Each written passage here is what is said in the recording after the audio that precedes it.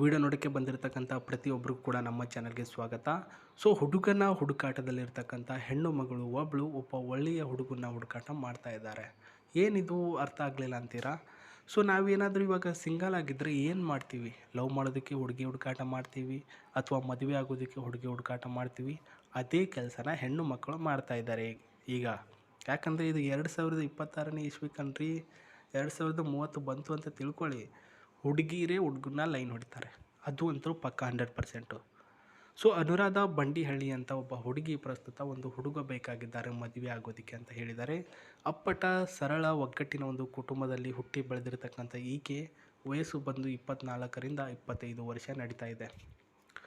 ಊರು ಬಂದು ಚಾಮರಾಜ ಜಿಲ್ಲೆಯ ಕೊಳ್ಳೇಗಾಲ ತಾಲೂಕಿನ ಬಂಡಿಹಳ್ಳಿ ಅಂತ ಬರುತ್ತೆ. ಕೊಳ್ಳೇಗಾಲ ಅಂದರೆ ಮಾಟ ಮಂತ್ರ ಮಾಡಿಸುವಂಥ ಊರು ಗೊತ್ತೇ ಇರೋದಲ್ವಾ. ಅಲ್ಲಿಂದ ಸ್ವಲ್ಪ 25 ಕಿಲೋಮೀಟರ್ ಒಂದು ಹಳ್ಳಿ, ಅದು ಬಂಡಿಹಳ್ಳಿ. ಸೊ ರಾಶಿಯಲ್ಲಿ ಕರ್ಕಾಟಕ ರಾಶಿ, ನಕ್ಷತ್ರದಲ್ಲಿ ಪುನರ್ವಸು. ಉದ್ಯೋಗ ಸದ್ಯಕ್ಕೆ ಇಲ್ಲ, ಮನೆಯಲ್ಲಿ ಕೆಲಸ ಮಾಡ್ತೇನೆ. ಅಡುಗೆ ವಿಚಾರ ಬಂದರೆ ಒಂದು ಕೆಲಸದಲ್ಲಿ ಅಡುಗೆ ವೆಜ್ಜು ನಾನ್ ವೆಜ್ 2 ರೀತಿಯಲ್ಲಿ ಮಾಡ್ತೇನೆ ಅಂತ ಹೇಳಿದ್ದಾರೆ. ಇವರ ಕುಟುಂಬದಲ್ಲಿ ಮಾಹಿತಿ ನೋಡಿದರೆ ತಂದೆಯವರು ಹಾಲು ಹಾಕ್ತಾರೆ ಮಾರ್ನಿಂಗ್ ಎದ್ದು, ಅದರಲ್ಲಿ ವ್ಯವಹಾರ ಮಾಡೋದು ಸ್ವಲ್ಪ ಐಡಿಯಾ ಇದೆ. ತಾಯಿಯವರು ಮನೆಯಲ್ಲಿ ಇದ್ದಾರೆ, ಗೃಹಿಣಿ. ಅವರಿಂದಲೇ ನಾನು ಅಡುಗೆ ಎಲ್ಲನೂ ಕೂಡ ಕಲ್ತಿದ್ದೇನೆ. ತಂಗಿ ಒಬ್ಬಳು ಶಾಲೆಯಲ್ಲಿ ಓದ್ತಾಳೆ, ಅವಳು ಬಂದು 8ನೇ ತರಗತಿ ಓದ್ತಾ ಇದ್ದಳು. ಒಬ್ಬ ಅಣ್ಣ ಆಲ್ರೆಡಿ ಮದುವೆ ಆಗಿದೆ, ಅವನು ರೈತ ಇದ್ದಾನೆ ಅಂತ ಹೇಳಿದ್ದಾರೆ.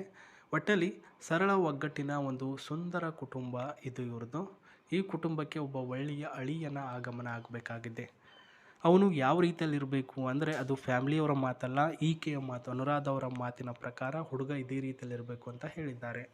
ಸೊ ಪಾಯಿಂಟ್ ನಂಬರ್ 1, ಸೊ ವೀಕೆಂಡ್ನಲ್ಲಿ ಎಂಜಾಯ್ ಮಾಡುವಂಥ ಒಬ್ಬ ಹುಡುಗ, ವಾರಾಂತ್ಯದಲ್ಲಿ ಔಟಿಂಗ್, ಕೆಫೆ, ಮೂವಿ ಎಂಜಾಯ್ ಮಾಡುವ ಹುಡುಗ ಆಗಿರಬೇಕು. ಹೌದು, ಒಪ್ಕೊಳ್ಳೋಣ. ಚಾಮರಾಜನಗರದಲ್ಲಿ ಕೊಳ್ಳೇಗಾಲ ತಾಲೂಕಿನ ಒಂದು ಹಳ್ಳಿಯಲ್ಲಿ ಹುಟ್ಟಿ ಬೆಳೆದಿರ್ತಕ್ಕಂತಹ ಹುಡುಗಿ ಈ ರೀತಿ ಆಸೆಗಳು ಇಟ್ಕೊಂಡಿದ್ದಾಳ. ಯಾಕೆ ಇರಬಾರ್ದು ರೀ? ನಮಗೆ ಇದೇ ರೀತಿ ಹುಡುಗಿ ಬೇಕು ಅಂತ ರೂಲ್ಸ್ಗಳು ಇಟ್ಕೊಂಡಿರ್ತೀವಲ್ಲ, ಅವ್ರಿಗೂ ಕೂಡ ಇದೇ ರೀತಿ ಹುಡುಗ ಬೇಕು ಅಂತ ರೂಲ್ಸ್ಗಳು ಇರಬಾರ್ದಾ? ಖಂಡಿತ ಇರುತ್ತೆ.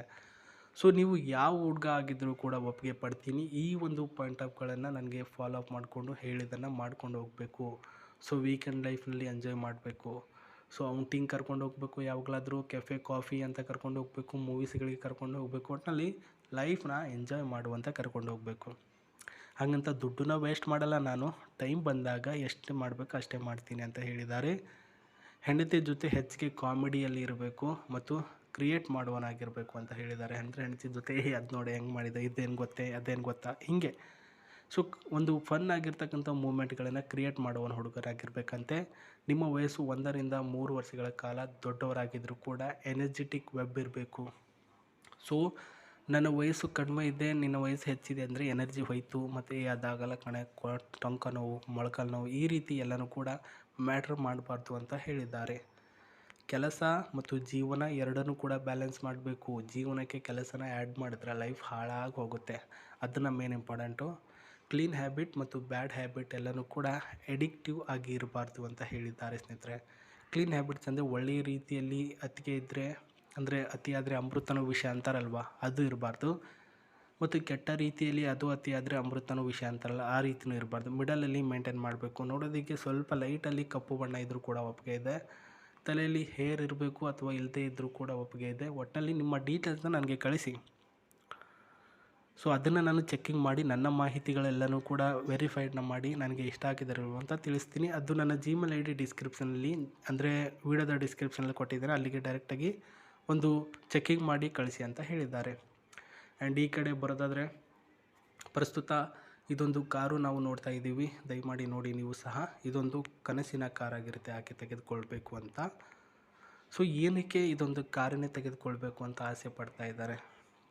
ಮೂವಿ, ಕೆಫೆ, ಥಿಯೇಟರ್ ಮತ್ತು ಟೂರುಗಳಿಗೆ ಹೋಗಬೇಕಾಗಿರ್ತಕ್ಕಂತಹ ಆಸೆ ಉಳ್ಳಂತಹ ಹುಡುಗಿಗೆ ಹಾಗಂತಂದ್ಬಿಟ್ಟು ಒಂದು ಕಾರನ್ನು ಖರೀದಿ ಮಾಡಬಾರ್ದು ಅಂತ ಏನು ಹೇಳ್ತಾರೆ?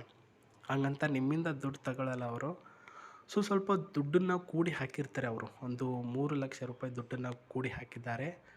ಅದನ್ನು ನಿಮಗೆ ಕೊಡ್ತಾರೆ. ನಿಮಗೆ ಕೊಟ್ಟು ಇದನ್ನು ಕಾರನ್ನು ಖರೀದಿ ಮಾಡಿಕೊಂಡು ಪ್ರಸ್ತುತ ನನ್ನ ಗಂಡ ನನಗೆ ಕೊಟ್ಟಿದ್ದಾರೆ ಅಂತ ಮನೇಲಿ ಹೇಳೋರು ಅವರು. ಇವಾಗ ಮನೆಯಲ್ಲಿ ನಾನು ಕಾರ್ ತೊಗೊಳ್ತೀನಿ ಅಂದರೆ ಬೈತಾರೆ. ಯಾಕಂದರೆ ಒಂದು ಹಳ್ಳಿಯ ಜನರೇಷನಲ್ಲಿ ಇರ್ತಕ್ಕಂಥ ಜನಗಳು ಅವರು. ಅವ್ರಿಗೆ ಅರ್ಥ ಆಗಲ್ಲ ಲೈಫ್ನ ಹೆಂಗೆ ಎಂಜಾಯ್ ಮಾಡಬೇಕು ಅಂತ. ಸೊ ನೀವು ಕೊಟ್ಟಿದ್ದೀರಾ ಅಂದರೆ ಈಸಿಯಾಗಿ ತೆಗೆದುಕೊಂಡು ಪ್ರಸ್ತುತ ಅದನ್ನು ಒಪ್ಪಿಕೊಳ್ತಾರೆ. ಅದಕ್ಕೋಸ್ಕರ ನೀವೇ ನನಗೆ ಕೊಡಿಸಿದ್ದೀರಾ ಅಂತ ಹೇಳಬೇಕು. ಒಂದು ಸೆಕೆಂಡ್ ಹ್ಯಾಂಡ್ ಗಾಡಿ, ಬಟ್ ಇದೇ ಬೇಕು ಅಂತ ಹೇಳಿದ್ದಾರೆ. ಯಾಕೆ ಇದೇ ಬೇಕು?